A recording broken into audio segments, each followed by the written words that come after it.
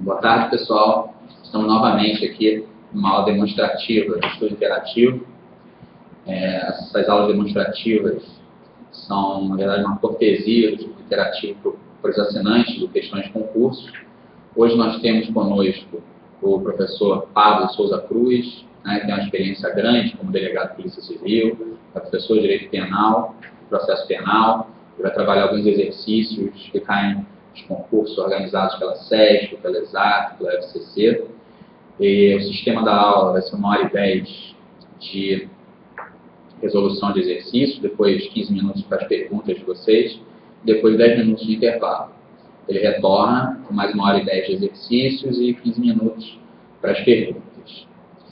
Bom, se vocês tiverem alguma pergunta a fazer, eu peço que vocês não façam pelo chat. Eu peço que vocês façam um link no canto inferior esquerdo de vocês.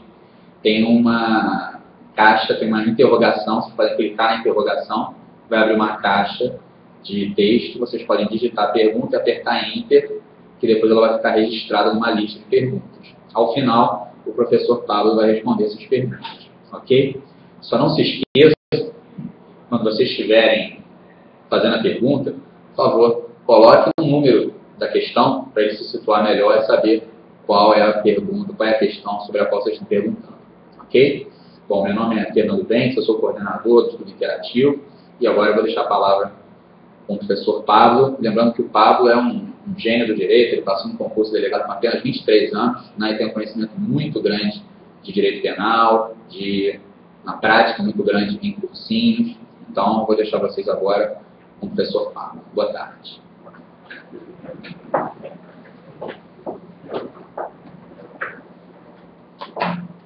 Bom, gente, boa tarde para vocês do estudo interativo. O meu nome é Pablo, como o Fernando já adiantou. E eu aqui hoje vou trabalhar com vocês questões de direito penal especial, a parte especial do Código Penal, focando aí os crimes contra a pessoa. Depois a gente vai falar dos crimes contra o patrimônio, posteriormente os crimes contra a fé pública, contra a administração pública e a lei antidrogas em alguns pontos especiais, alguns pontos específicos. Bom, a metodologia que eu vou abordar com vocês, eu vou utilizar, tem como princípio a utilização de uma questão como referência. Isso não vai necessariamente restringir o assunto especificamente ao necessário a responder corretamente ou negativamente às afirmações. Então, a gente parte dos pontos específicos para esbarrar na teoria geral, para então fazer esse raciocínio, trabalhando aí os conhecimentos que o candidato precisava ter de forma afiada para acertar a questão. Antes de eu falar de cada questão especificamente, cabe eu fazer uma breve introdução sobre o direito penal especial. Você tem que entender que o direito penal especial se refere justamente ao objeto de trabalho do direito penal de uma forma geral. Ou seja, a gente está falando dos crimes, dos tipos penais em espécie. Você encontra onde, E aí, para isso é importante formar desde o início. Você encontra esses tipos penais no Código Penal, em leis penais espársas. Então, se você tem aí um Código Penal que você já utiliza, que já marcou com seus estudos, ou se for a primeira vez tem alguma legislação, é importante que você esteja com o Código Penal à sua disposição para que você vá fazendo as suas marcações, as suas anotações. E aí, pensando no direito penal, como ramo do direito público, que estipula a aplicação da restrição da liberdade de forma lícita, já que o Estado ele vai proteger os bens jurídicos mais relevantes através das proibições penais, você vai observar que essas três bancas que eu vou trabalhar aqui hoje não se restringe a cobrar questões estritamente legais. A gente tem que fazer um estudo não só da legislação, como eu falei, o Código Penal tem que estar aí do seu lado para você trabalhar bem, mas também, eventualmente, você encontra jurisprudência, né? A jurisprudência é o entendimento já solidificado nesses tribunais superiores, principalmente no direito penal, STJ e STF. Então, os informativos, que são o meio que esses tribunais utilizam para comunicar à comunidade jurídica sobre quais, né, assuntos foram definidos recentemente, é também uma fonte de estudo para o concurseiro, né? Vou chamar assim a pessoa que está fazendo o concurso. Bom, além da jurisprudência, a doutrina também costuma ser cobrada. Nesse ponto aqui, a gente vai ter que fazer uma introdução do direito penal especial para lembrar o que é uma infração penal. Então, o ponto de partida, né, para o estudo dos crimes em espécie é saber o que é uma infração penal. A legislação não definiu infração penal, ela listou as espécies de infração penal. Então, se você abrir a Lei de Introdução ao Código Penal, você vai ver que a Lei de Introdução ao Código Penal e de Introdução à Lei de Contravenções Penais fala que crime é a infração penal em que o legislador combina a pena de reclusão ou detenção, estando ou não com a multa, e contravenção é o crime, é a infração penal, desculpe, onde o legislador combina uma pena de prisão simples ou multa. Bom, o legislador aí não definiu o que é infração penal, ele listou as espécies de infração penal. Então, infração penal para a doutrina é qualquer violação de norma penal incriminadora, aquela que estabelece uma conduta proibida e fixa uma pena em abstrato para quem realizar essa conduta proibida. Então, infração penal é definida assim, com a violação da norma penal incriminadora. Norma penal incriminadora é aquela que estabelece proibições e ameaça quem realizar essas condutas com uma pena, na maioria das vezes, privativa de liberdade. Então, se uma infração penal, você está lendo o Código Penal, se a infração penal tem uma pena de reclusão ou detenção, estando somada a pena de multa, alternada a pena de multa, você está falando do quê? De um crime ou de uma contravenção? Está falando de um crime. Já se a sanção prevista pelo legislador não for reclusão nem detenção, você está falando de uma contravenção. Você está falando ali da prisão simples, da multa, da prisão simples mais multa ou da prisão simples alternada à multa. Então, visto esse ponto, a gente vai ver logo na primeira questão, a gente vai aqui já visualizar a primeira questão da EXAF, que aconteceu em 2010, no cargo de fiscal de rendas, que a primeira alternativa envolve uma pessoa menor, né, uma pessoa que tem menos de 18 anos de idade. E aí você já poderia me indagar, bom, menor de 18 anos pratica crime, uma pessoa menor que não tenha imputabilidade, não tenha completado a maioridade penal, que se fixa aos 18 anos, ela pratica crime, tecnicamente, ela não pratica crime, pelo menos para a maioria da doutrina brasileira. E aí vem um ponto muito importante. Como a gente está falando em âmbito nacional, você encontra na doutrina uma discussão sobre quais são os elementos de uma infração penal. A gente definiu infração penal e falou das espécies de infração penal. Esse ponto é importante quando a gente for estudar lá a última questão, a penúltima questão sobre lei de drogas. A gente vai ver que tem uma discussão para saber a natureza jurídica da conduta de portar drogas para fins de consumo pessoal. Essa discussão envolve isso que eu vou falar agora. Então, eu peço a atenção de vocês nesse ponto inicial pelo seguinte motivo. Eu vou falar disso agora, vou precisar disso agora para a primeira questão da prova exata. Mas vou precisar desse conhecimento também para a penúltima questão a respeito da lei de drogas.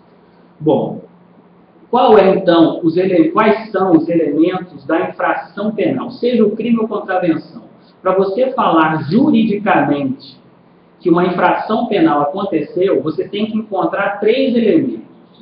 Para a maioria da doutrina, 3 elementos. Tipicidade, ilicitude e culpabilidade.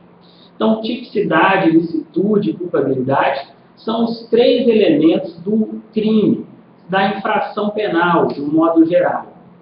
Típica é aquela conduta prevista em lei proibida pelo direito penal. Ou seja, o direito penal que costuma usar a ameaça de restrição da liberdade como forma de proteger os outros bens jurídicos. Então, como é que o direito penal protege o bem jurídico vida? Tipificando o crime de homicídio. Se alguém matar outra pessoa, você vai estar submetido a uma pena restritiva de liberdade. Para proteger o bem jurídico patrimônio, por exemplo, você tem o crime de roubo, você tem o crime de furto. Então, nessa situação, como é que o direito penal protege o bem jurídico patrimônio? Ameaçando a liberdade do indivíduo que violar o patrimônio alheio. Então, o tipo penal é aquele elemento do crime, da infração penal, de um modo geral, onde o legislador, de antemão, avisa a toda a comunidade que aquela conduta não pode ser realizada. Então, é no tipo penal, você encontra ele nos artigos de lei, que você vai perceber o elemento tipicidade. Né? A conduta humana voluntária, realizada com o fim de atingir determinado resultado, que está previsto no tipo penal, encontra o primeiro elemento preenchido do crime, que é a tipicidade. Então, se hoje eu, saindo daqui, encontrar uma pessoa, sacar o meu revólver e disparar a arma de fogo em relação a essa pessoa, em tese eu vou estar praticando um crime. Olha, é muito cedo para você falar se é crime, né? O que eu posso falar é que esse fato já é típico. Típico é porque tem um tipo penal falando que matar alguém é proibido. Qual que é o artigo 121 do Código Penal? Então, típica é a conduta. A princípio, é típica a conduta. Agora, se eu te falar que eu só disparei, isso for provado diante da colheita probatória, que eu disparei arma de fogo após ter sofrido uma agressão injusta. Ou seja, o indivíduo veio em minha direção e sacou um revólver em minha direção. Eu, agindo em legítima defesa, realizei o disparo de arma de fogo. Se eu te falar isso, você vai ter coragem de falar que o fato é criminoso?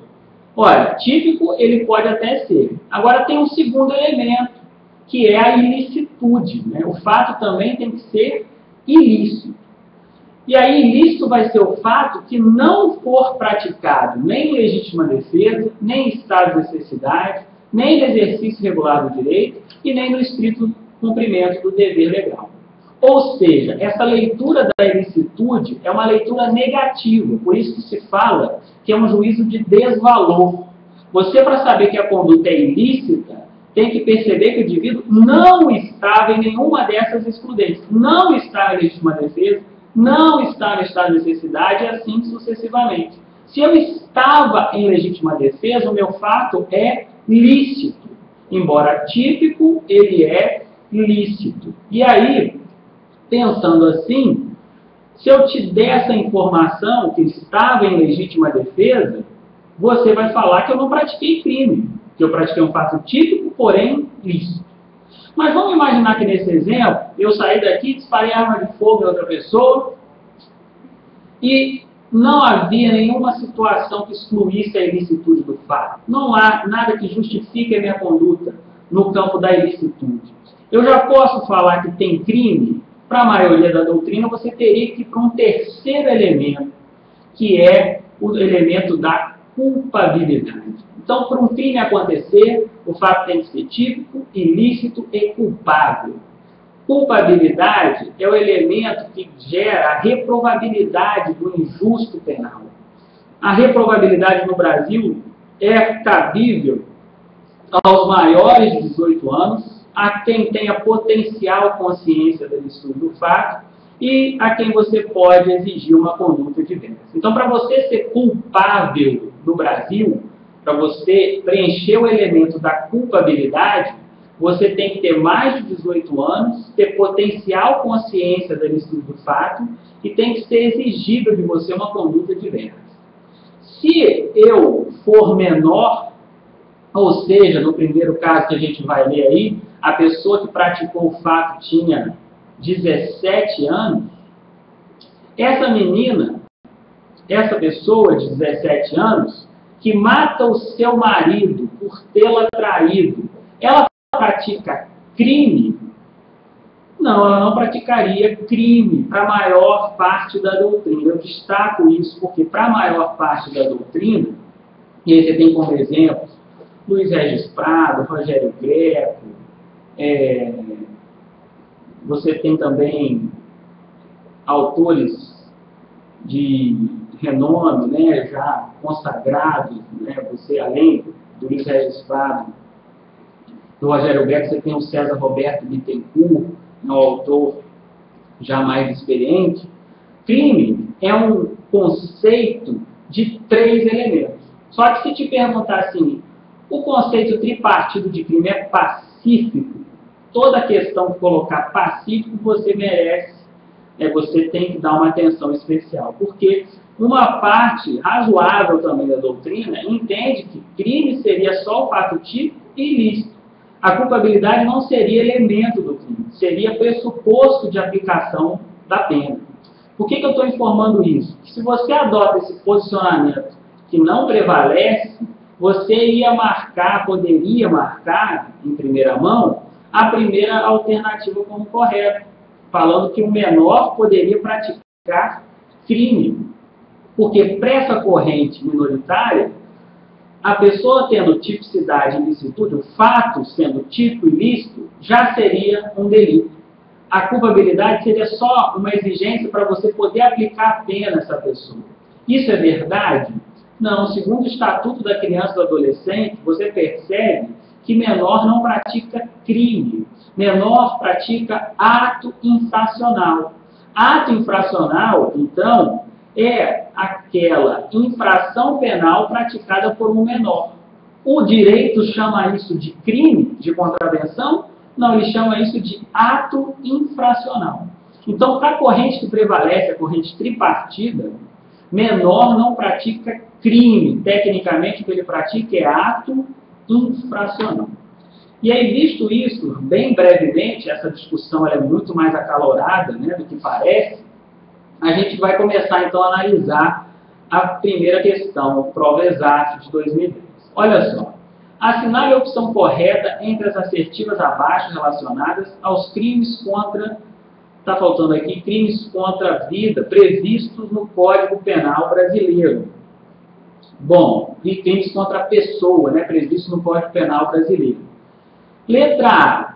Ana, menor de 17 anos, mata seu marido por tê-la traído com sua melhor amiga. Nesse caso, responderá pelo delito de homicídio privilegiado? Bom, essa questão você já perceberia de longe que ela está errada, pelo que eu acabei de falar. Menor pratica delito, e delito é entendido como sinônimo de infração penal, os delitos seriam os crimes e as contravenções. Menor pratica crime? Não, porque ele não tem culpabilidade, ele é inimputável. Ele é menor, 18 anos, ele não tem o critério biológico garantido para ser considerado uma pessoa culpável, né? Então, ela não responderá por delito algum. Se fosse, seria um ato infracional análogo ao crime de homicídio. E aí outra questão poderia aparecer. Esse homicídio poderia ser tido como privilegiado? Né? O fato de alguém ter matado outra pessoa em razão da traição pode privilegiar, ou seja, quando o CP ou uma questão, o examinador falar para você privilegiado, ele está falando de uma infração penal que é proibida por ser infração penal, mas que não vai receber a repressão tão rigorosa quanto o tipo penal básico, o crime básico. Então, se eu falo que o homicídio é privilegiado, você imagina um homicídio onde a pena não é tão grave quanto o homicídio simples ou o homicídio qualificado, que seria o mais grave dos homicídios. Então, você tem uma escala de valoração. Um homicídio qualificado, uma pena maior, um homicídio simples, uma pena intermediária, e um homicídio privilegiado, alguma situação onde o legislador entende que a conduta pode ser, digamos, menos reprovável e por isso o Estado aplicaria uma pena menor. E aí o que eu sugiro a vocês? Eu sugiro que vocês olhem o tipo penal do homicídio privilegiado. Onde é que você encontra esse tal homicídio privilegiado no Código Penal? Você encontra esse dispositivo no artigo 121, no seu parágrafo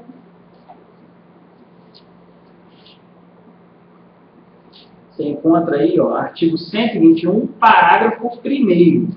E aí eu chamo a atenção para vocês sobre um detalhe. Olha só. O Código Penal chama esse parágrafo de homicídio privilegiado, a esse nome em cima do parágrafo 1º, há uma rúbrica marginal chamando esse fato de homicídio privilegiado? Há uma rúbrica marginal, mas que não dá nome ao crime, e sim indica a natureza jurídica dessa circunstância. Você vai ver que o fato do homicídio ter sido considerado privilegiado gera uma diminuição da pena, uma causa de diminuição da pena. E aí o que seria esse homicídio privilegiado que o Código Penal chama de caso de diminuição da pena, no parágrafo 1º do artigo 121. Então abra o seu código aí no artigo 121, parágrafo 1º, para acompanhar a leitura. Olha, se o agente comete o crime impelido por motivo de relevante valor social ou moral, ou sob o domínio de violenta emoção, o juiz pode reduzir a pena de 1/6 a 1/3. Se você enquadrar justamente essa circunstância da esposa ter flagrado a traição do seu marido, você enquadrando a situação no domínio de uma violenta emoção, poderia entender o quê? Que o homicídio sim seria privilegiado, né? Aí, outra questão que poderia ser envolvida seria se ela agiu por vingança. Ela agiu para se vingar do marido?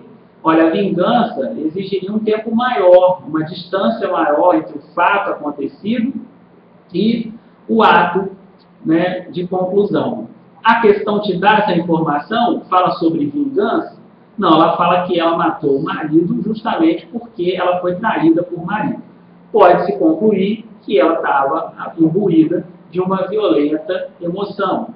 Só que aí você tem que perceber, e o perito que costuma aferir isso, se ela estava só sob a influência de uma violenta emoção ou sob o domínio de uma violenta emoção. Para o homicídio ser privilegiado, a pessoa tem que estar sob o domínio de violenta emoção. Logo, essa emoção tem que ter prejudicado de forma razoável a sua capacidade de discernimento ou de autoinibição, né? A capacidade de segurar a onda. Né? A situação tem que ter movido ela, a emoção tem que ter essa aptidão para retirar ela da linha de raciocínio natural, e nós estamos aqui calmos, tranquilos, estaríamos, né, submetidos a essa linha natural, essa tranquilidade. Bom, então a questão, a letra A, não é a assertiva a ser marcada, né? Está errada porque você chamou a conduta de delito, né? E o menor não pratica crime, nem contravenção. Ele pratica atos infracionais análogos a crimes ou a contravenções. Mas o nome do que ele realiza não é crime nem contravenção, é ato infracional. Sobre esse ponto, como eu falei, a ESAF é uma prova que a banca ESAF costuma agir de acordo com a doutrina que prevalece. Né? Então, se você vai fazer uma prova de penal da ESAF, a tendência é que a doutrina não seja nem tão problemática. Né? A ESAF também, assim como a SESC, gosta de se utilizar de jurisprudência, como eu havia falado no início. Então, é uma prova um pouco mista. Né? Algumas questões, a depender do cargo, cobram jurisprudência também. Então, isso vai variar bem de acordo com o nível da prova que você vai enfrentar.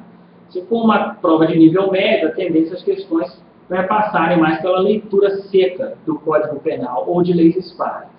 Se você vai fazer provas de nível superior, como a ESAF costuma fazer para procurador da Fazenda Nacional, por exemplo, você tem que estar antenado com os informativos do STF e do STF. Sobre a questão doutrinária, como eu falei, essa corrente tripartida de crime, ela prevalece no Brasil. Você só tem que tomar cuidado com o estado de São Paulo. Por que eu falo do estado de São Paulo? Porque autores respeitados do estado de São Paulo sustentam que o crime só seria uma conduta típica e ilícita, aquela corrente bipartida, como eu falei.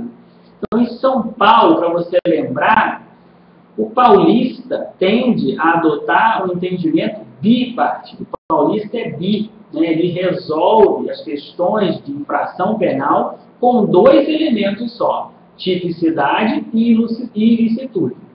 Então, em São Paulo, essa é a tendência. Agora, se você não for fazer um concurso, né, lá em São Paulo, vai fazer um concurso em outro estado, ou vai fazer um concurso federal, fique tranquilo em adotar um entendimento tripartido. Crime é fato típico, ilícito e culpável. A gente não vai ingressar com maiores detalhes nessa parte, porque a aula é de direito penal especial, mas ela é importante. Esse elemento do crime é importante para você acertar algumas questões de parte especial. Outro ponto que eu preciso falar agora, antes de entrar na avaliação da alternativa B, ainda introdutória, eu estou usando a primeira questão para introduzir o tema direito penal especial. Você precisa também ter em mente a teoria que o nosso Código Penal adotou para conduta, né? A teoria da ação que a gente adota. A gente adota uma teoria finalista da ação ou uma teoria causalista da ação. Isso é extremamente relevante, talvez seja o ponto mais importante para você resolver questões objetivas de parte especial em concursos públicos. Por que esse ponto é importantíssimo? Porque é assim que você define se o crime, por exemplo, vai ser um homicídio, se o crime, por exemplo, vai ser uma lesão corporal seguida de morte, se o crime vai ser de latrocínio, que é como se fosse um roubo seguido de morte. Bom, como é que se fazia no tempo do causalismo? Para você definir se uma infração penal era lesão corporal ou homicídio, você olhava para o resultado. Se o resultado fosse morte, você chamava essa infração penal de homicídio. Se o resultado fosse uma ofensa à integridade física alheia, você chamava essa infração penal de lesão corporal. O causalismo é adotado no Brasil? Verdadeiro ou falso? Falso, né? A teoria que a gente adota quanto à conduta é a teoria finalista da ação. A teoria finalista da ação fala que ação e finalidade são inseparáveis. E é o que importa para você tipificar a conduta, de acordo com o finalismo, como o nome já diz, é a finalidade do agente. O que o agente queria atingir? Ele queria atingir a vida da pessoa ou queria atingir a integridade física da pessoa? Olha, se ele queria atingir a vida da pessoa, em tese ele está em que tipo penal? Artigo 121, homicídio. Agora, se ele queria atingir a integridade física da pessoa, em que tipo penal ele se enquadra? No artigo 129, princípio. Porque lá está capitulado o crime de lesão corporal. Então, vamos imaginar o seguinte exemplo. Eu, querendo matar, realizo disparo de arma de fogo em Francisco. Francisco sofre lesões corporais graves, mas sobrevive. Então, eu, querendo matar Francisco, realizo o disparo de arma de fogo. Diante desse disparo que ocorre, justamente, eu não consigo atingir o meu intento, o indivíduo vai para o hospital e fica com lesões graves. Eu te pergunto, eu respondo, por tentativa de homicídio ou lesão corporal consumada? Grave, né? Como o nome eu já informei, foi gravíssima a consequência. Tentativa de homicídio. Então você olha para o resultado ou para o que eu queria? Para a minha finalidade, já que o finalismo é a teoria adotada. Então essa teoria é a teoria adotada e ela ajuda a resolver a maior parte dos problemas. Se eu, querendo machucar alguém, empurro essa pessoa, querendo lesionar, machucar, lesionar, empurra essa pessoa cai no chão, bate com a nuca no meio-fio de uma calçada, no meio da rua, e vem a óbito, morre, eu vou responder por homicídio consumado, lesão corporal seguida de morte ou homicídio tentado?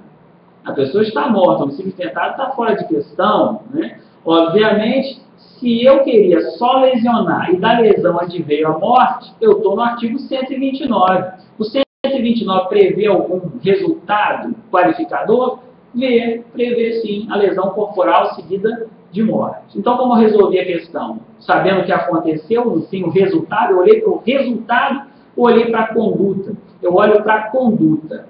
Aquela ação é dirigida a alguma finalidade? Obviamente. Se você pega uma caneta, se você digita uma pergunta aí no site para eu responder daqui a pouco, você está realizando essa conduta com uma intenção. Então, ação e finalidade são inseparáveis. Logo, se você age querendo lesionar, você está no tipo do artigo 129. Se da lesão veio morte, tem lá no 129 esse resultado. Então, se eu queria machucar sem querer, matei, lesão corporal seguida de morte. Se eu queria machucar e acabei só lesionando, tentativa de homicídio. Se eu queria matar e consegui matar, homicídio doloso consumado. Tranquilo, gente? Seguindo aí, então, a gente vai falar ainda de questões gerais para ajudar a resolver questões de concurso objetivas, pensando em provas objetivas. A gente vai falar mais uma vez de crimes contra a pessoa, aí na alternativa B, agora falando especificamente da vida. A alternativa B fala: Sebastião induz Carla ao suicídio, lembrando que a vida no céu é melhor que a vida na terra. Nesse caso, Sebastião responde pelo crime de indução ao suicídio e Carla pelo crime de suicídio. O que vocês acham? Bom, até onde essa questão estaria correta? Sebastião induz Carla ao suicídio, falando para ela que a vida no céu é melhor que na terra. Nesse caso, Sebastião responde pela indução ao suicídio. Essa questão não está completa, né? Não há informação aí se efetivamente Carla se matou. A gente conclui assim, porque em concurso a gente tem que, não ler somente o que está escrito. Obviamente, o induzimento é um ato relacionado ao convencimento de uma pessoa que não estava pensando em realizar o ato. Então, se uma pessoa não queria se matar e você colocou essa ideia na cabeça dela, você está praticando induzimento. No nosso Código Penal, há um tipo penal falando do induzimento ao suicídio? Você encontra o artigo 122 aí no seu Código Penal, o artigo 122 que fala: induzir ou instigar alguém a suicidar-se ou prestar-lhe auxílio para que o faça. Então você tem aí 3 modalidades do crime que a doutrina costuma chamar de participação em suicídio. Bom, você tem a modalidade do induzimento, você tem a modalidade da instigação e você tem a modalidade do auxílio. Induzir, instigar ou auxiliar alguém a se matar é crime no Brasil? Sim, você sabe disso porque leu o 122. 122 prevê esse tipo penal, é crime. É crime em termo amplo, lembrando sempre, gente? Crime vai ter que ter tipicidade, licitude e culpabilidade. Então, o fato está previsto em lei, está previsto no tipo penal. Mas que crime é esse? O nome dele é suicídio?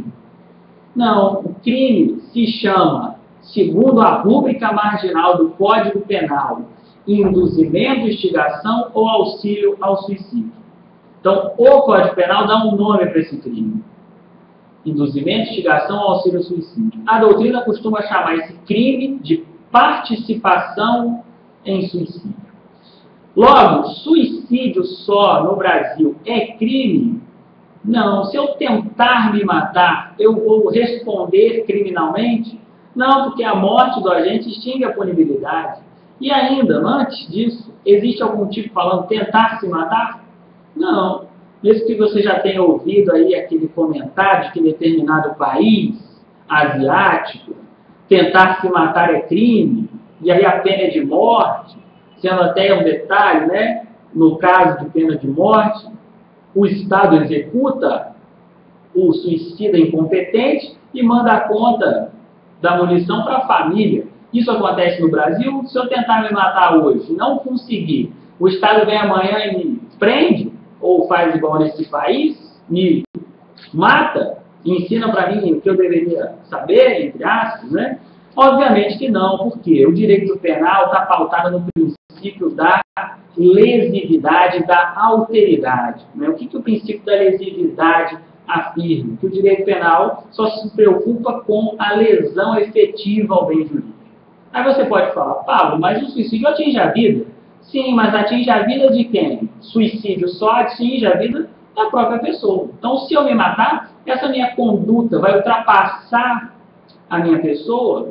Não, obviamente que não. Minha família pode ficar triste porque eu me matei, mas isso não gera um dano em outra pessoa. Até porque se gerasse ainda, qual seria a repercussão? Prender o cadáver? Então não tem a menor lógica falar que Carla responde pelo crime de suicídio, porque suicídio não é crime no Brasil. Sebastião, sim, o terceiro que auxilia, induz ou instiga alguém a se matar, responde pelo crime de participação em suicídio. Né? Então essa B está errada também. Outro ponto aí, não na letra C, ainda na B, aproveitando o assunto suicídio, lá no 122, você encontra um aumento de pena, caso esse crime tenha sido praticado no inciso 2, aí, ó, se a vítima é menor ou tem diminuída por qualquer causa a capacidade de resistência. Então, se a vítima é menor, você induz um menor a se matar, você pratica induzimento, instigação, auxílio ao suicídio? Sim, se essa pessoa morrer ou pelo menos ficar com lesão corporal grave, o parágrafo 1º, quer dizer, a pena no 122, o preceito secundário, né, que é onde o legislador coloca a pena, fala que há punição pelo suicídio. Então, se eu só convencer alguém a se matar, se a pessoa não conseguiu se matar, eu não vou ser responsabilizado por essa conduta. A não ser que sobre dessa tentativa de suicídio, pelo menos lesão grave. Vamos imaginar, então, que eu tenho induzido um menor a se matar. Aí eu te pergunto, a questão te pergunta, o examinador te pergunta, aquele que induz menor a se matar, responde por infanticídio, seria absurdo, né? Responde por induzimento, instigação ou auxílio ao suicídio simples, induzimento, instigação ou auxílio ao suicídio majorado, conforme o parágrafo único, inciso 2, que eu acabei de ler, ou responde por homicídio. Resposta para essa questão é um depende. O examinador vai ter que te informar se esse menor tem menos de 18 anos e mais de 14 anos. Porque se ele tiver menos de 14 anos, o crime não é de induzimento, instigação, auxílio ao suicídio majorado. Ele é um crime de homicídio, segundo a maior parte da doutrina afirma. Porque no inciso 2, o menor tem que, na situação, ter diminuído a capacidade de resistência, né? A vítima é menor ou tem diminuído. Então, a circunstância está ali numa mesma razão de ser. A razão do legislador ter aumentado a pena é concluindo que esse menor tem uma capacidade diminuída. Não precisa ser menor, pode ser um idoso, uma pessoa que tenha uma capacidade diminuída. Ele lista o menor como exemplo de hipótese em que a pessoa tem capacidade diminuída. Aí eu te pergunto, uma pessoa menor de 14 anos tem a capacidade diminuída para decidir se tira a sua própria vida? Ou ele não tem nem capacidade para decidir sobre sua própria vida? Bom, a gente não vai fazer analogia aqui no direito civil. Né? A gente não vai usar os 16 anos da maioridade relativa, nem os 18 anos da maioridade civil absoluta. A nossa analogia é dentro do direito penal. E da onde a doutrina retira essa conclusão? Que, olha, gente, só há participação em suicídio majorada quando o indivíduo for menor de 18, mas maior que 14. Da onde ele tira isso? Lá do artigo 217A do Código Penal, que fala do estupro de vulnerável. Lá se utiliza o que já utilizava o legislador antes de 2009, que falava da presunção de violência. A gente, então, tem um patamar de 14 anos como limite relativo. onde a vítima menor de 14 anos é entendido que não tenha nenhuma capacidade de resistir ou de ser capaz, né, de resolver sobre sua própria vida. Então, exemplificando, para ver se fica um pouco mais claro. Um indivíduo, meu sobrinho, viu o Batman, o Cavaleiro das Trevas, né? Ficou feliz, e aí eu dei para ele uma capa do Batman, com o escudo do Batman, um Batmóvel, e eu fui lá para minha cobertura brincar com ele. Comecei a brincar com ele, e ele, tio, eu posso usar essa capa? Pode, comprei Gotham City, pode usar. Bom, tio, ela funciona? Funciona. Aí eu estou lá brincando, daqui a pouco eu percebo que ele está subindo na beirada para pular lá embaixo. Ô tio, posso pular? Essa capa funciona? Eu falo, sim, meu filho, pode pular. Eu vou estar praticando participação em suicídio? Será que essa criança tinha noção de que ela ia se matar? Ou ela acreditou no seu tio que informou que a capa era original, né? E ele poderia pular? Obviamente que não. Então eu não responderia por participação em suicídio, eu responderia por homicídio. Porque essa pessoa não tem nenhuma capacidade para conhecer essa situação suicida para decidir sobre a própria vida. Ainda mais no exemplo que eu dei, que ela acreditava que iria sobrevoar a cidade. Então, cuidado com esse detalhe aí sobre a participação em suicídio, principalmente esse aumento de pena do parágrafo único, inciso 2. Essa situação cai com uma certa frequência em concurso. A gente não trouxe todas as questões de concurso, mas a gente vai aproveitar para tocando nesses pontos aí. Seguindo aí, né, já terminando essa fase introdutória, a gente vai andar mais rápido nas questões, a gente está fazendo essa primeira abordagem, né, para dar um aparato para estudar o resto dos crimes todos previstos aí na legislação e no Código. Vamos para a letra C. A Crísia mata seu filho logo após o parto.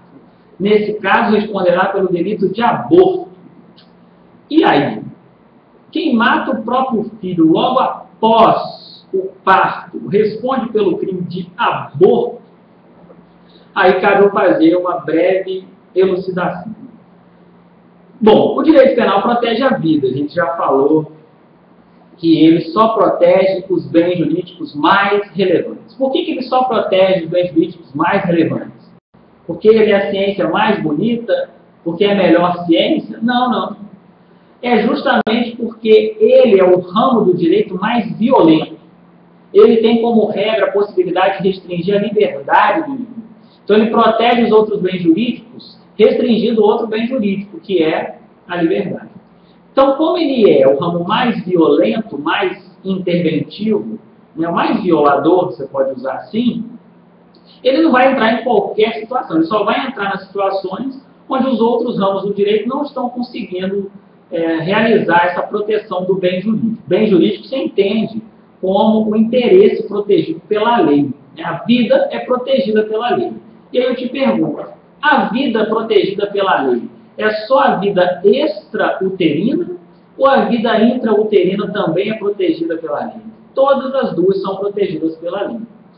Inclusive, a gente vai falar rapidamente, o Supremo recentemente decidiu um caso sobre aborto que tende a cair nas provas de concurso, porque até midiaticamente foi bem explorado. A gente viu ali nos principais noticiários do Brasil a questão do aborto de feto anencefálico ou anencéfalo. Mas antes de falar dessa questão, é preciso você visualizar os crimes contra a pessoa, principalmente os crimes contra a vida. Você tem basicamente 4 crimes contra a vida. Você tem o homicídio, você tem a participação em suicídio, você tem o aborto e você tem o infanticídio. Desses 4 crimes, 3 protegem a vida extrauterina, a vida fora do útero materno. Quais são eles? O infanticídio, o homicídio e a participação em suicídio. O tipo penal está protegendo a vida autônoma, posterior ao parto. E aí a gente vai falar da discussão sobre que momento, né, seria isso. A medicina legal fala uma coisa, o direito penal fala outra. Né? Eu acho até que tem mais razão a medicina legal, mas a prova é de direito penal, a gente vai ficar com o critério do direito penal. Então não importa o que eu acho, para uma prova objetiva de direito penal. Mesmo que eu acho, mesmo que eu fale aqui, olha, a medicina legal tem mais aptidão cientificamente para falar quando começa o parto. Isso vai importar para a prova de penal? Quem vai fazer sua prova de penal? Um médico legista ou é um professor de direito penal? É um professor de direito penal. Então, voltando ao raciocínio, se a vida é extrauterina, quais tipos penais a gente tem basicamente protegendo a vida extrauterina? Homicídio, participação em suicídio e infanticídio. O infanticídio é praticado numa situação especial, quando a mulher, logo após o parto, sob o estado puerperal, vem a matar o próprio filho. Já o aborto, ele é o único crime que protege a vida intrauterina. A vida intrauterina é antes do parto. Quando o parto se inicia, a gente já não está falando do feto dentro do útero. E nessa situação, o que o direito penal elegeu como marco temporal é o rompimento do saco amniótico.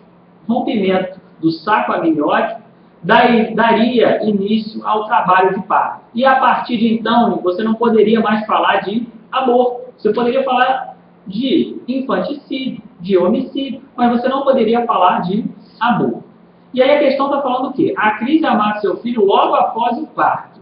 Nesse caso, responderá pelo delito de aborto após o parto, ou é infanticídio ou é homicídio. Se foi a mãe que matou o filho sob o estado puerperal, você fala de infanticídio. Se foi o pai que matou, a gente vai discutir a comunicabilidade das circunstâncias para ver se ele vai responder por infanticídio também ou pelo homicídio. O certo é que a Cris não vai responder por aborto.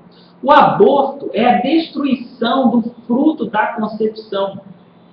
Então, você pensa no aborto com a expulsão do feto do útero, antes do momento que isso deveria ocorrer naturalmente. Então, a questão C, alternativa Z, está equivocada. A Cris mata seu filho logo após o parto, nesse caso, responderá pelo delito de aborto? Não, poderia responder ou por homicídio ou por infanticídio. Aborto não, porque já ocorreu o parto, você entende no direito penal que já aconteceu, então, o rompimento do saco amniótico. Obviamente, você não fala mais de aborto. Bom, o que eu estava falando é que a medicina legal acha que essa linha que divide o aborto para os demais crimes, né, não seria necessariamente o rompimento do saco amniótico. A medicina legal, de modo geral, entende que vai depender do caso concreto. No direito penal, é amplamente majoritário o entendimento que esse é o marco temporal. Romper o saco amniótico, você inicia o trabalho de parto, logo você não pode mais falar sobre aborto a partir de então. Alternativa D. Álvaro afirma de forma mentirosa que Marcos é o sujeito que a polícia está procurando pela prática de vários estupros. Nesse caso, Álvaro responde pelo crime de calúnia. Né? Vocês podem marcar aí, essa é a alternativa correta. Né? Calúnia é a imputação de fato falso definido como crime. E aí você encontra a calúnia lá no artigo 138 do Código Penal. Né? No artigo 138 fala, caluniar alguém imputando-lhe falsamente fato definido como crime. Tudo bem que a assertiva não é das melhores. Né? Álvaro afirma de forma mentirosa que Marcos é o sujeito que a polícia está procurando pela prática de vários estupros. Né? Se parasse aí no que a polícia está procurando, a gente não saberia se havia uma imputação de fato. Mas ela se corrigiu, a assertiva se corrigiu quando informou sobre o que estava sendo procurado Marcos. Né? Marcos estava sendo procurado em razão da prática de vários estupros. Então, o que se conclui é que há imputação de estupros. Caso essa afirmação seja mentirosa, há calúnia.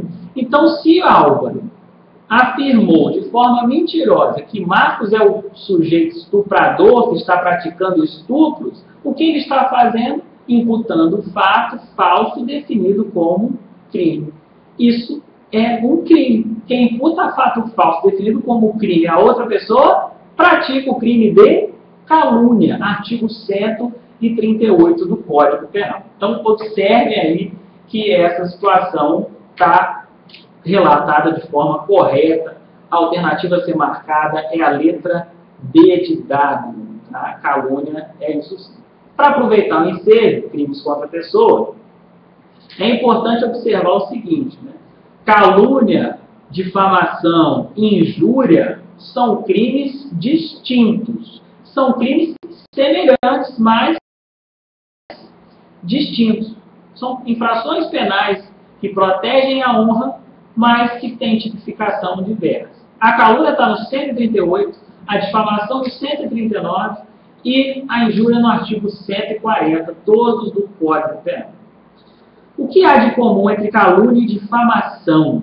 Olha, calúnia e difamação, as duas, tipificam a imputação de um fato. As duas imputam fato. Se eu imputei um fato a outra pessoa, eu posso estar praticando calúnia e difamação.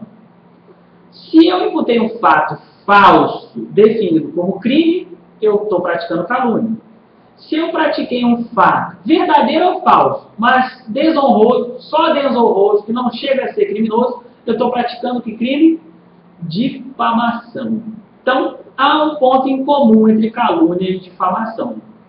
Calúnia e difamação geram ou são caracterizados pela imputação de um fato. Na calúnia, o fato é criminoso, na difamação, o fato é desonroso. Na calúnia, o fato tem que ser falso. Na difamação, o fato pode ser verdadeiro ou falso. Tanto faz. E a injúria? A injúria trata-se da imputação também, mas não de um fato, e sim de uma qualidade negativa. Geralmente, ela é caracterizada pelo xingamento, que eu não vou exemplificar aqui em respeito a vocês. Mas se eu xinguei uma pessoa, né, eu estou, em regra, praticando uma injúria. Se eu vi ela lá jogando bola, chamei ela de perna de pau, eu posso estar injuriando. Eu estou atingindo a honra subjetiva dessa pessoa. A ideia que ela tem sobre si mesma. Então, quando eu atribuo qualidade negativa a essa pessoa, o que eu estou gerando é uma consciência, um pensamento nela que pode fazer refletir sobre o que ela é e sobre o que ela pensa sobre ela mesma. Já na calúnia e difamação, voltando aí para os dois primeiros crimes, calúnia e difamação envolvem a proteção de uma honra, que é a honra objetiva. A ideia é que a comunidade, que terceiros têm sobre outra pessoa, sobre uma terceira pessoa. Então, se eu chego numa sala de aula, ou se eu chego aqui na internet e imputo um fato falso definido como crime a Joãozinho. Joãozinho não está assistindo aula. Eu imputo esse fato falso definido como crime. Esse crime atingiu a honra subjetiva de Joãozinho, como eu falei, ele nem está sabendo do fato. Não. Agora, se um de vocês conhece Joãozinho e houve essa imputação de fato que eu fiz, que eu sei é mentirosa, mas você não sabe que é mentirosa, você pode mudar a sua ideia a respeito de Joãozinho. Logo, atingir a honra objetiva de Joãozinho. Na difamação também. E aí um ponto de comunidade, né? Um ponto em comum entre calúnia e difamação. Né? A gente já falou que as duas geram imputação de fato. Só que um tem que ser falso e criminoso, o outro tem que ser desonroso e pode ser verdadeiro ou falso. Agora eu estou falando que é um ponto em comum entre calúnia e difamação. Mais um. As duas infrações penais protegem qual bem jurídico? Protegem a honra objetiva. A ideia que as pessoas têm sobre você, o que terceiros têm sobre você. Diferente esses dois delitos da injúria, que ofende a honra subjetiva, a ideia que você tem sobre si mesmo. Aproveitando que isso é bem frequente, né? Quando se consome, então, calúnia, difamação e injúria, olha, calúnia, difamação e injúria se consumam em momentos diversos. Se a calúnia e a difamação atingem a honra objetiva, a ideia que terceiros têm de você, ela se consuma no momento em que a imputação chega ao conhecimento de um terceiro. Uma terceira pessoa tomou conhecimento da calúnia ou da difamação, está consumada a calúnia e difamação. Já a injúria só se consuma quando a vítima toma conhecimento da imputação delituosa, da imputação da qualidade negativa, né? Então, a injúria se consuma no momento em que a vítima toma conhecimento da imputação. Seguindo aí, teria mais coisa para a gente falar, exceção da verdade é outro ponto importante nos crimes contra a honra. A gente vai para a alternativa E, né? Amélia recusa-se a transportar Marta, pessoa gravemente ferida. Marta sobrevive. Nesse caso, Amélia responde pelo crime de tentativa de homicídio. Percebam aí que a conduta é uma conduta omissiva, não comissiva, ou seja, é uma omissão e não uma ação. Amélia recusa-se a transportar Marta, pessoa gravemente ferida. Marta sobrevive. Se você se recusa a salvar alguém, podendo fazê-lo sem correr risco pessoal, ou você deixa de chamar ajuda, podendo fazê-lo também, você responde por tentativa de homicídio, homicídio ou omissão de socorro. O crime é de omissão de socorro, né? Você não fala em crime de homicídio, né? Esse crime de omissão de socorro está no artigo 135. O 135 fala: deixar de prestar assistência quando possível fazê-lo, sem risco pessoal à criança abandonada ou extraviada, ou à pessoa inválida ou ferida ao desemparo ou em grave e iminente perigo. Ou não pedir, nesses casos, socorro da autoridade pública, né? Nesse caso aqui, você tem uma omissão de socorro. Se não tiver morte, você está no caput do 135. Se da sua omissão resultar a morte, você tem o parágrafo único aí, falando que a pena vai ser aumentada na metade se a omissão resultar lesão corporal grave e triplicada se resultar morte. Resultado morte, você também está na omissão de socorro, mas com uma pena aumentada, uma omissão de socorro chamada de omissão de socorro majorada. Sempre que o tipo penal aumentar a pena, você chama de majorado. Ela fixou um patamar de aumento de pena, o crime é majorado. Diminuiu, você tende a falar do crime privilegiado. Agora, se mudou, saiu de um patamar, né, um preceito secundário, 6 a 20, foi para um preceito secundário de 10 a 30, você não está falando de majoramento, nem causa de aumento de pena. Está falando de qualificador. A gente vai revisar esse ponto, porque sempre a análise envolve essas questões aí técnicas, terminológicas. Próxima questão aí, agora a gente já acabou essa parte introdutória, a gente vai para a segunda questão, a gente vai andando um pouco mais de agilidade, né? Lembrando que aquilo que eu falei no início é importante, porque eu vou usar isso posteriormente em outras questões. Questão 2, prova FCC 2011. Aí vem uma banca que se costuma afirmar ser uma banca que não prega a cobrança de jurisprudência. Cuidado, né? A FCC, há um tempo atrás, se restringia mesmo, praticamente, à cobrança da lei. Quase que não havia doutrina. E jurisprudência era raríssima, no máximo uma súmula de jurisprudência. Não tem sido assim a tônica. A FCC tem mudado um pouco o seu perfil. A gente vai ver mais à frente questões que envolvem jurisprudência. Questão 2 fala: João, com a intenção de matar, golpeou José com uma faca, ferindo. Em condições normais, o ferimento teria configurado apenas lesão corporal leve. No entanto, por ser a vítima diabética, a lesão se agravou e esta veio a falecer em razão do ocorrido. Nesse caso, João responderá por letra A, homicídio doloso, letra B, tentativa de homicídio, letra C, lesões corporais graves, letra D, lesões corporais leves, ou letra E, homicídio culposo. Lembra do que eu falei no finalismo? Está aí uma oportunidade para você utilizar a teoria finalista da ação, ou teoria finalista da conduta. Lendo o enunciado, o examinador não tem como escapar. Ele tem que te dar a informação da vontade do agente. Se ele omitir essa informação, ele vai anular a sua própria questão. Então não tem como. Ele pode até tentar camuflar a vontade, mas ele tem que deixar algum rastro para você, candidato, identificar o que o autor do fato queria.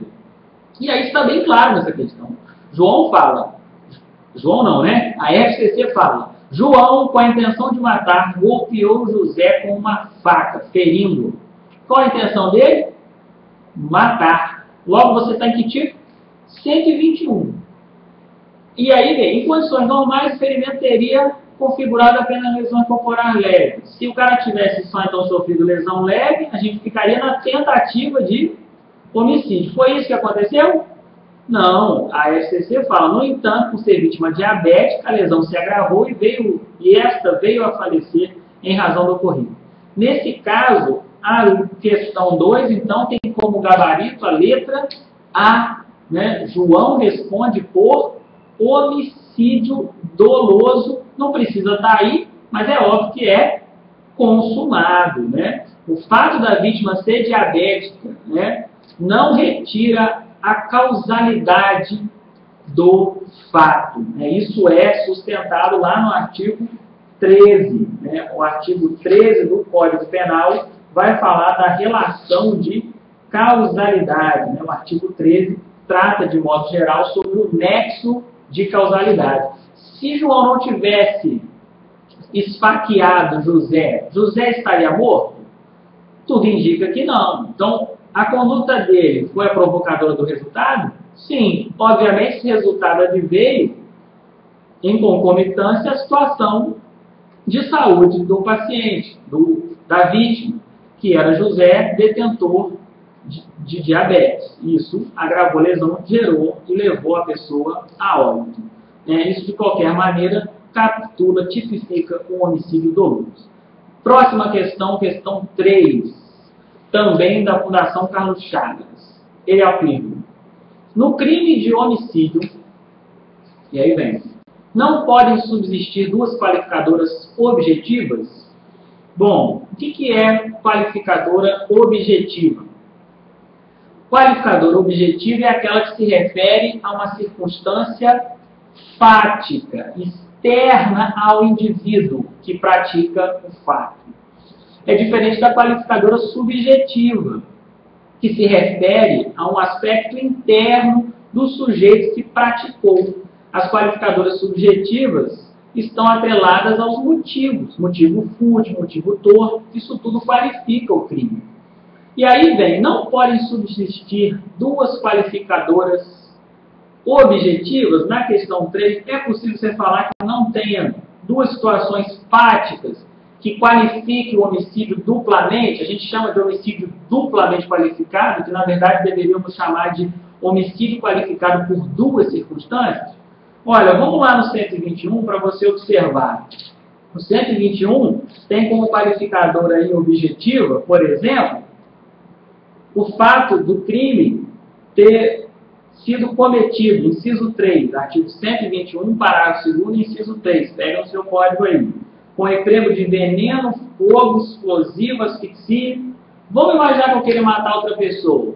Aí eu vou usar fogo, eu vou atear fogo nessa pessoa. Só que para isso, eu vou fazer uma emboscada, né?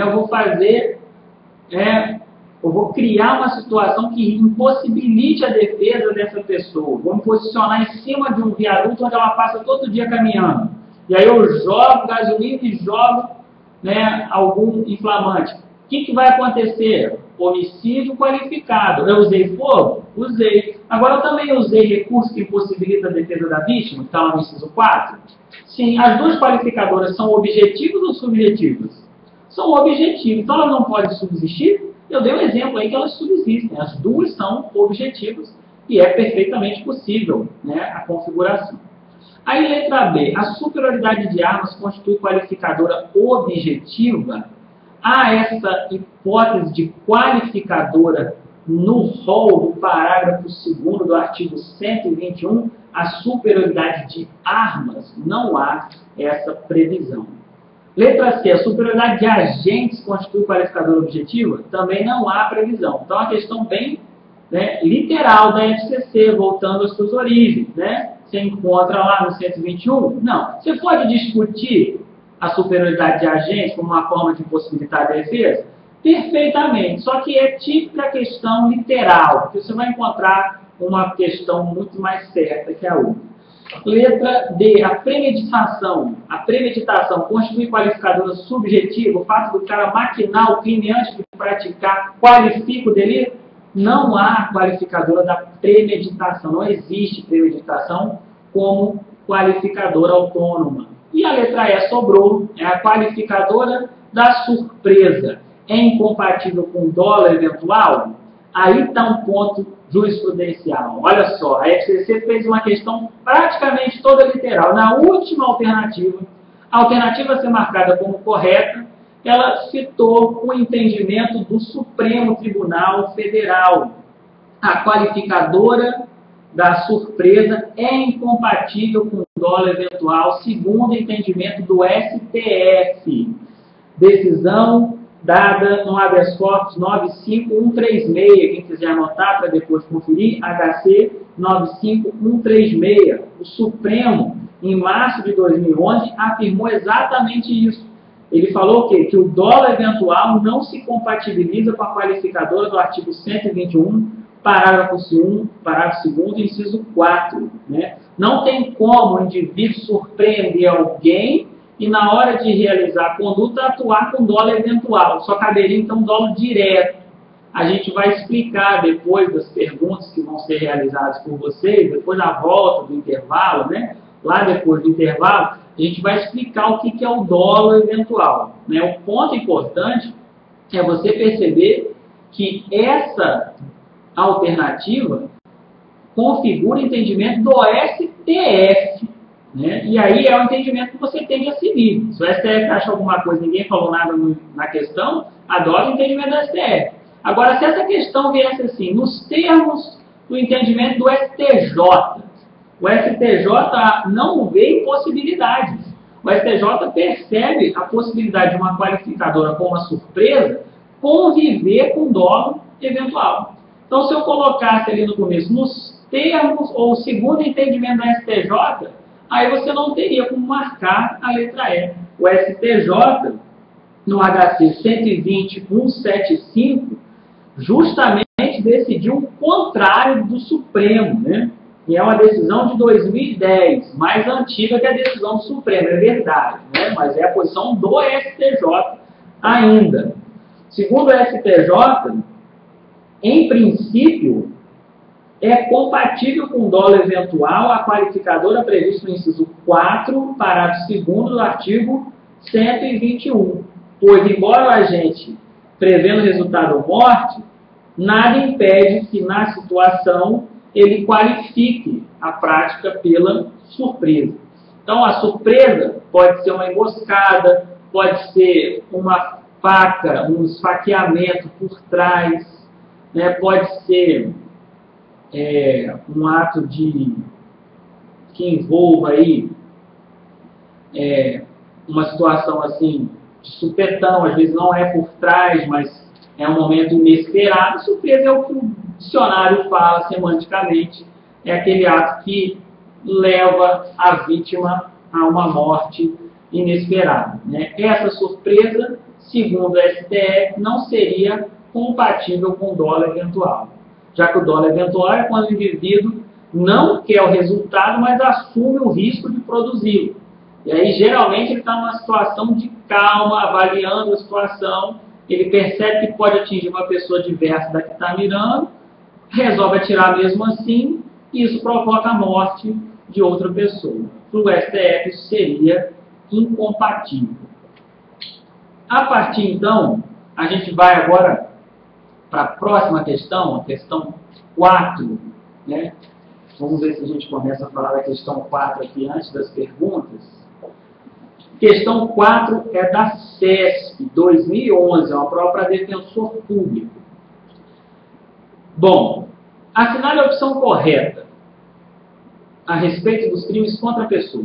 Tratando-se de delito de infanticídio, dispensa-se a perícia médica caso se comprove que a mãe esteja sob a influência do estado puerperal, por haver presunção iuris tantum de que a mulher, durante ou logo após o parto, haja sob a influência desse estado. Né? Essa questão 4, ela tem como gabarito justamente essa letra aí, a letra A. Né? Esse é o entendimento que prevalece. Né? no infanticídio, que está lá no artigo 123, artigo 123, fala-se matar sob a influência do estado puerperal o próprio filho durante o parto ou logo após.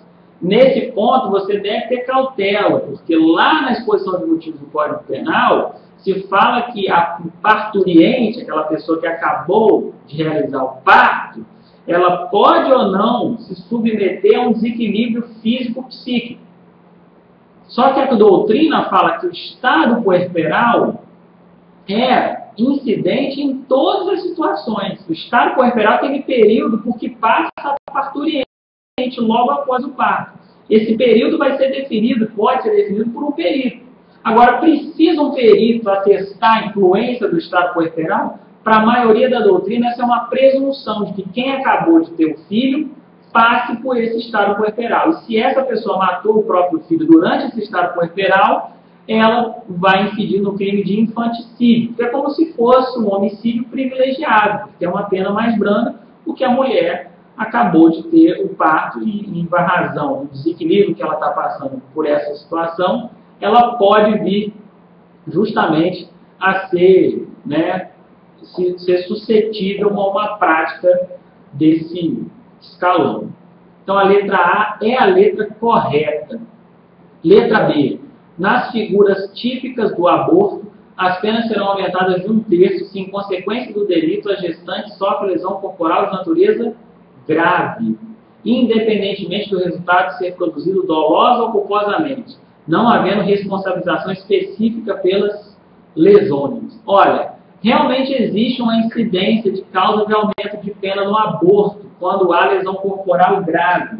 Você encontra esse aumento de pena no aborto quando ele foi praticado por terceiro, Lá no artigo 127, você vê que as penas combinadas são aumentadas de 1/3 se, em consequência do aborto ou dos meios empregados para provocá-la, a gestante sofre lesão corporal de natureza grave. E aí uma imprecisão técnica, Você vai ver no Código Penal que eles chamam o 127 de forma qualificada.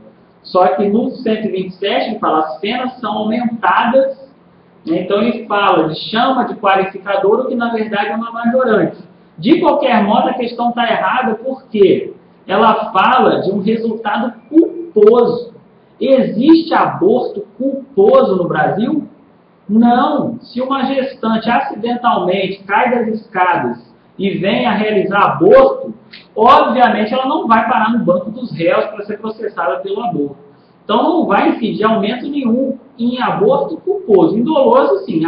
Culposo, não. E o doloso só quando esse aborto for praticado por terceiro. Se a própria mulher se machucar, sofrer lesão grave, em razão da manobra utilizada, obviamente você não vai aumentar a pena em razão da lesão que ela sofreu. Não há porquê, em virtude daquele princípio que a gente mencionou, o princípio da alteridade.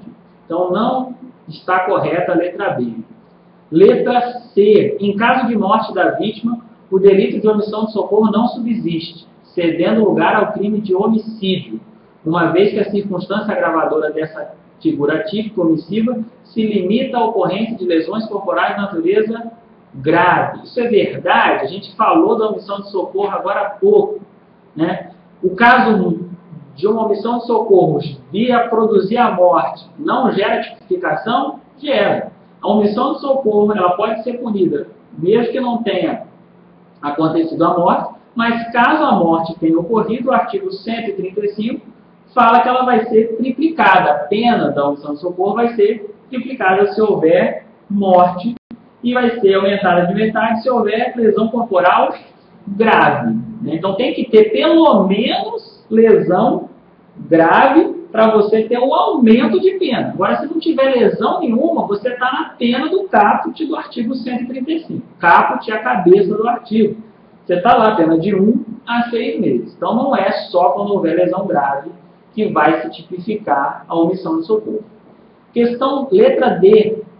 Segundo a jurisprudência do STJ, aí vem aquilo que eu já afirmei antes.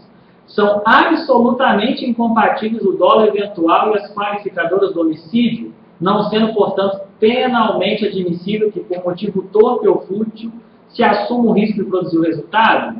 Segundo o STJ, né, são absolutamente incompatíveis ou são perfeitamente compatíveis?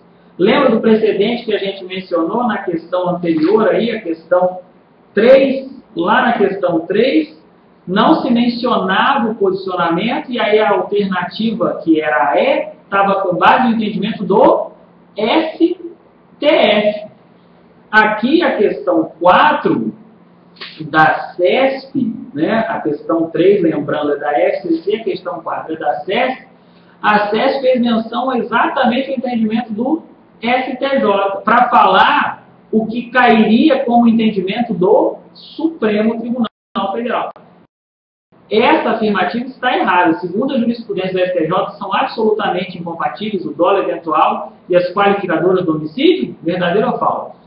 Falso. Segundo o STJ, dá para compatibilizar as qualificadoras com o dolo eventual. E aí a última alternativa: caso o delito de induzimento, instigação ou auxílio ao suicídio seja praticado por motivo egoísta, ou caso seja a vítima menor, ou ainda por qualquer causa, seja sua capacidade de resistência eliminada ou diminuída, a pena será duplicada. A pena será duplicada. Tá certo isso, gente? Olha, a parte está errada justamente no trecho da eliminação, né? Se não tivesse eliminação, se só te falasse de resistência diminuída, não eliminada, ela estaria correta. Agora, essa hipótese de aumento, né, no caso, eliminada, só serviria para tipificar, na verdade, o crime de homicídio. Então, se a capacidade de resistência for eliminada, a gente está falando de que crime? Homicídio. Se ela é diminuída, induzimento, instigação, auxílio, suicídio, com a pena majorada. Então, percebam que se você riscasse aí só a palavra eliminada, a questão estaria correta. Perfeito, gente? Então, a gente vai fazer agora um intervalinho de 10 minutos e a gente vai deixar as perguntas, para responder as perguntas no final, né, depois que a gente voltar do intervalo. Tranquilo? Então, vamos fazer um intervalinho de 10 minutos, toma uma água, respira, daqui a pouco a gente volta.